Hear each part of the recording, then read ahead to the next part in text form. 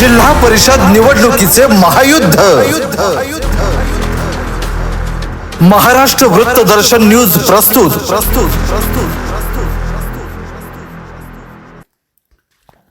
सांगली जिल्ह्यातील 52 एरंडोली जिल्हा परिषद गटातून भाजपाकडून सौ जयश्री तानाजी पाटील या निवडणूक लढवित आहेत, तर 104 सलगरे पंचायत समिती गणातून सौ ललिता पांडुरंग कोरे, तर एरंडोली पंचायत समिती गणातून सौ मनीषा रामगोंडा पाटील या निवडणूक लढवित आहेत। माजी पालकमंत्री आमदार सुरेशभाऊ खाडे यांनी एरंडोली जिल्हा परिषद गटात असणाऱ्या सर्व गावांचा दौरा केला। यावेळी खंडेराजुरी, गवळेवाडी, गांधीनगर, कदमवाडी, डोंगरवाडी, बेळंकी, चाबुकस्वारवाडी, सलगरे या ठिकाणी बैठका घेऊन मतदारांशी संवाद साधला। यावेळी आमदार सुरेशभाऊ खाडे यांनी केलेल्या विकास कामांची यादीच वाचून दाखवली। आधी मी विकास केला आहे, मग जिल्हा परिषद निवडणुकीच्या उमेदवारांना मत द्या असं सांगायला आलोय।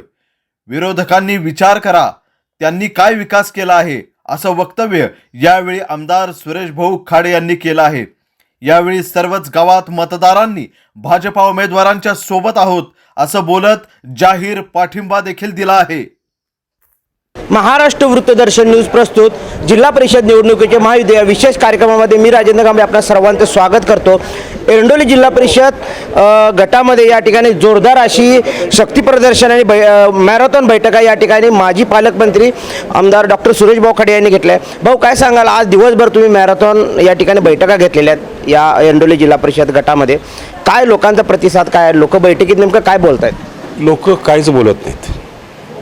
मी चॅलेंज केलं की एवढी गावं माझ्याकडे 52 गावं आहेत, ग्रामीण भागातला भाग आहे, मी प्रत्येक गटात जातो आता, पण एकही कार्यकर्ता उठून बोलला नाही किंवा एकही नेता बोलला नाही किंवा माझा एक माता बहिणी कोण बोलले नाहीत की भाऊ तुम्ही खोटं बोलताय, हे तुम्ही काम केलं नाही, असं एकही कार्यकर्ता नाही आहे।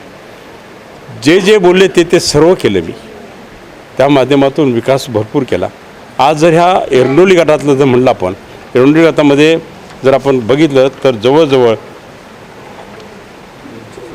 एरंडोली सलगरे 216,95,94,000 रुपये दिलेत। किती?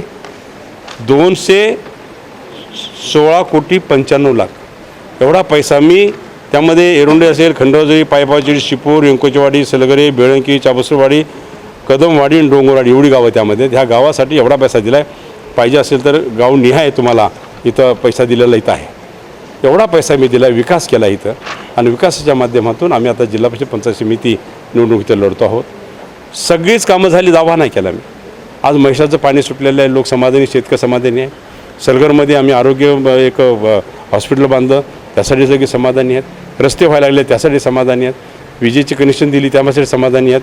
ग्रामपंचायत बांधायला लागलो त्यामध्ये समाधानी आहेत, आणि बाकीच्या गोष्टी करतात ना, शाळा बांधल्या त्यामध्ये समाधानी आहेत। म्हणजे कुठेही सगळं स्कोप घेऊन, सगळे हेड घेऊन आम्ही करत असतो। फक्त नुसतं एक समाज मंदिर बांधून काम झालं असं होत नाही आहे।